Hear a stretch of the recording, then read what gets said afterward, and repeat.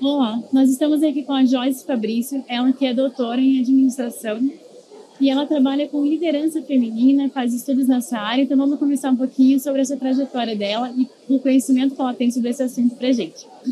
Joyce, conta um pouquinho como que foi, o que que te deu um insight para começar a estudar essa área, trabalhar com essa área, né, de liderança feminina. Primeiro, obrigada pelo convite, obrigada a toda a diretoria do CREA. Então, eu comentava, né, que a gente estuda que toda obra é um pouquinho autobiográfica. Então, desde a graduação, do mestrado e quando cheguei no doutorado, a questão do espaço da mulher sempre me chamou muito a atenção e pelas dificuldades que eu mesma vivia, né? Eu tenho um negócio na área de comunicação, eu dou aula nos cursos de administração, que são espaços muito masculinos. Então, para ir me inserindo nesses espaços, muitas vezes eu vou usar uma roupa mais masculina, vou usar menos maquiagem, vou mais séria para ver se me levam a sério. E aí isso sempre foi assim, é desse jeito, mas precisa ser desse jeito. Então, quando cheguei no doutorado, pude fazer uma reflexão mais aprofundada e aí estudar gênero não apenas enquanto uma categoria de análise, mas problematizar o gênero, porque a gente tem assim dentro das pesquisas um autor que diz que nascer mulher é nascer perdendo, né? Pela simetria de poder que existe no mundo contemporâneo e mais especificamente no mundo do trabalho. Sim. E o que que você vê das principais dificuldades, né? Você já começou a falar sobre isso, as principais dificuldades da mulher que para se inserir nesse mercado acaba até sendo masculinizada, né? Deixando de lado as suas características femininas, mesmo para achar que dessa forma pode se encaixar. Nas pesquisas, você já consegue enxergar por que isso acontece? Né? Se isso é um pensamento das mulheres ou se vem também já dos homens para aceitarem as mulheres? Quando a gente fala em questões da sociedade, porque isso vem da sociedade, eu acredito, e os estudos mostram que a nossa cultura é machista. Né? Então, é aquilo que vem aí por exemplo, se mulher só vota há menos de 80 anos no Brasil, se o direito ao divórcio é da década de 70, a divisão dos bens é posterior a isso também, você vê que a mulher foi comprimida ao espaço privado e o homem dominou o espaço público. E aí, na medida em que as questões sociais, principalmente a Segunda Guerra Mundial, levam os homens para o fronte e as mulheres, alguém precisava ocupar aquele espaço no mundo do trabalho, principalmente na Europa e nos Estados Unidos, as mulheres começam por necessidade, enfim, ir para o mercado de trabalho. Quando os homens retornam, elas não querem mais deixar esse espaço. E aí começam os embates. Então, a mulher trabalha muito, mas ela historicamente ganha menos e trabalha mais. E essa motivação vem primeiro, o mundo masculino ensinou a ser assim, mas surpreendentemente as mulheres contribuem muito ativamente para manter ele assim. Uhum. E essa questão de que eu acredito que até as mulheres mesmo têm essa visão de que a mulher tem que dar conta de tudo, que está no mercado de trabalho, mas ainda é responsável pelas questões de casa, de filhos, né? Como que está essa visão hoje em dia, né? Que tem que aliar, né? A gente tem essa questão de que da maternidade, que a mãe é mais importante do que o pai, tem que estar mais presente e ainda tem que dar conta, né, de estar no mercado. O que você vê disso hoje? A gente percebe que muitas vezes, por ninguém dizer isso para as mulheres, para nós mulheres, nós achamos que temos que dar conta de tudo. Então, eu vejo como um problema eminentemente educacional. Né? Historicamente foi assim, e eu vou te dar um exemplo. Eu tenho uma colega que é doutora numa área da educação, E foi mãe muito tardia, né? Priorizou a carreira há muito tempo. Acho que foi mãe com 38, 39 anos. E aí convidei ela para ir comigo dar uma palestra em determinado local. Ela disse, não, porque agora que eu sou mãe, eu sou dessas mães que eu vou levar o meu filho na escola, eu que levo no médico, eu que coloco para dormir, eu que dou bom. E você fala, ela é doutora e ainda tem esse pensamento. E como eu também tive que desconstruir muito pensamento, então eu acho que quando a gente problematiza e traz palestras como essa nossa hoje, de falar de liderança feminina e dos desafios de ser mulher dentro das organizações, eu posso dizer para ela, veja, se você levar por esse caminho, você vai ficar doente, vai ficar sobrecarregada, e você não propicia, inclusive, para o teu companheiro viver a paternidade de uma maneira mais plena, né? Mais subjetiva, porque você, né, fecha o ninho. Então, isso é muito da negociação. Mas nós, mulheres, precisamos, primeiro de tudo, tomar consciência que a gente não tem que dar conta de nada sozinhas, que a gente tem 50% de contribuição e que tem sim o direito de ser mãe. Porque o que está acontecendo também, André, e as pesquisas mostram, é que essa coisa de empurrando a maternidade depois dos 30, dos 40, tem sido... a medicina está vendo um aumento gigantesco de casos de mulheres com problemas uterinos, com problemas de toda a ordem hormonal, e o nascimento de muitas crianças com alguma dificuldade, com alguma sigla. Então, assim, o que a gente está construindo enquanto sociedade? E, né, que mães nós seremos se a gente também não der espaço para as mães no mundo do trabalho?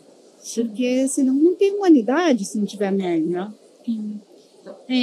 Pelas pesquisas que você tem feito, o que você acha? Existem realmente ainda áreas profissionais que são muito mais masculinas? Nesses lugares ainda é mais difícil a mulher se inserir? Ou os desafios são em qualquer área? Como que você enxerga isso? Veja, a gente cresceu, a gente tem que reconhecer que houve muitos avanços, porém, quanto mais alto o cargo, quanto mais alto nível de liderança, mais rarefeito encontrar mulheres. Para você ter uma ideia, no Brasil nós temos 14% de CEOs mulheres, nós temos 86% de CEOs masculinos. Na política esse número ainda é menor, chega na casa dos 12%. Se a gente olhar em qualquer cargo eletivo, as mulheres não chegam a somar 12%.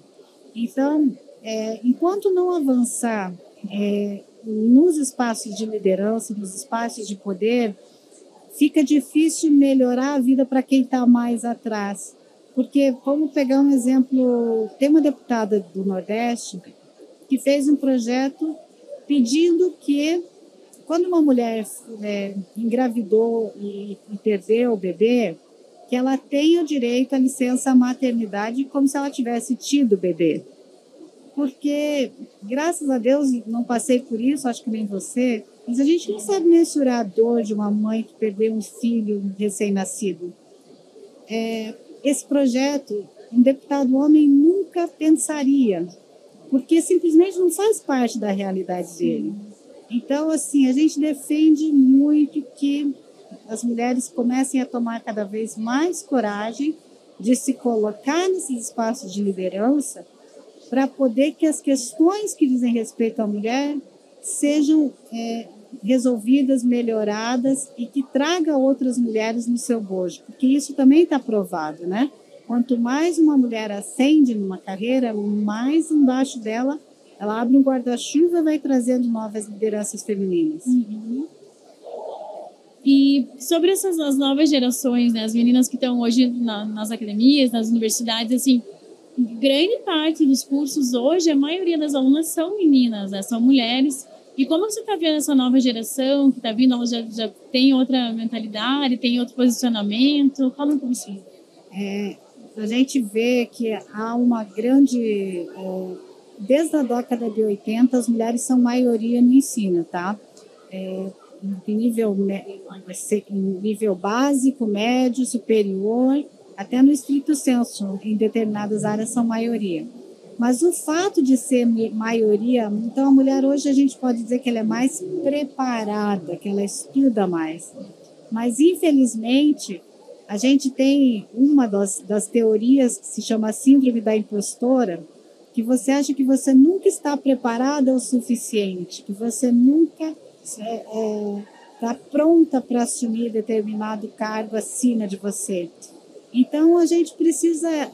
aí a gente vai trazer questões psicológicas, talvez até uma herança genética aí da vida inteira, nossas bisavós ouvindo que a mulher tem que ser submissa e tudo mais.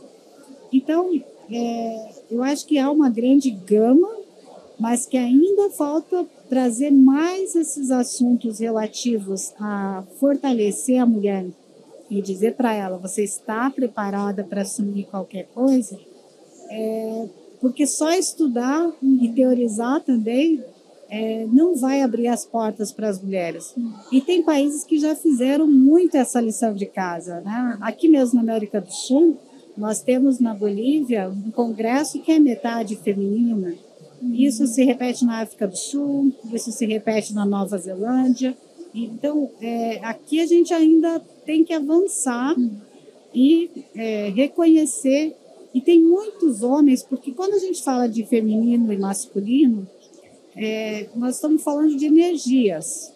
Não necessariamente eu posso ser uma mulher e posso ter um comportamento masculinizado, como a gente falou. Mas, assim, tem muitos homens hoje que estão se sensibilizando para essas questões e trazem no seu bojo o apoio e o fortalecimento das mulheres. Então, isso é muito necessário. E aí, o caminho para essas meninas, para essas novas gerações, é muito assim... quais são as mulheres que eu admiro? É a Angela Merkel, que governou a Alemanha por 15 anos, é uma Jacinda Ardern, que consegue governar um país sorrindo e com leveza. Então, se eu tiver modelos femininos que me tragam essa sensação de que eu também posso, esse caminho vai ser mais pavimentado. Até comentar que nessa questão das mulheres terem até um nível acadêmico mais alto, né, numa média mais alta que os homens, justamente por esse fato, né, de achar que precisa cada vez estudar mais, e os homens até conseguem estar em lugares mais altos sem tanto estudo da preparação. Exatamente. Sobre essa questão das novas gerações, assim, tem muito ainda que se discutir, tem muitos desafios ainda. Mas você acha que, assim, nos dias de hoje, as discussões ainda estão muito na rede social, na teoria, e o posicionamento delas condiz com o que elas falam, né, nas redes sociais e tudo, ou ainda está só numa fala? Eu acredito que a gente precisa trazer isso para um campo muito sério, porque as redes sociais muitas vezes são terras de ninguém. E aí, às vezes... eu observo em algumas situações até um retrocesso desse pensamento, porque aqui eu não estou falando que a mulher tem que ser feminista e voltar a queimar sutiã na praça. Nós estamos falando de reivindicar espaços legítimos de poder, porque existe um estudo da ONU que diz que se as mulheres fossem 50% das lideranças no mundo, acrescentaríamos 30 bilhões de dólares à economia. Não ia mais ter país pobre. Então, por quê? Porque ao mesclar até um estilo mais equilibrado de liderança, você vai acertar mais a vida do consumidor, você vai melhorar o clima organizacional, você vai trazer essa percepção, como eu disse, essa energia para esse campo. Então, na rede social, às vezes a gente fica chocando o ovo de cuco, sabe? Eu costumo dizer, porque a ideia não é nem sua, mas alguém falou, você adota aquilo e começa a defender. Então, tem questões polêmicas aí na ordem do dia, mas eu acho que as meninas e as mulheres precisam, por exemplo, num espaço como eventos de tecnologia, tem que estar lá participando, tem que melhorar a sua performance nas ciências exatas, né? Porque toda menina da administração, boa parte delas quer trabalhar no recursos humanos, mas aí tem engenheiras, tem tantas profissões. Então, o debate E ele precisa ter uma profundidade maior. E as redes sociais, às vezes, elas prestam, tem muita coisa boa, mas tem que ter alguém que faça a curadoria de explicar, porque senão, assim, se o meu sonho é achar um marido rico, para que eu vou me preocupar em me preparar, em ser uma pessoa, né? Então, a gente não é homem, não é mulher, nós precisamos formar seres humanos melhores. Sim. Tá ótimo. Muito obrigada, Joyce, pela disponibilidade aqui com a gente, trazer teu conhecimento, tua experiência num tema que é tão importante, né? Muito obrigada. Eu que agradeço. Até uma próxima.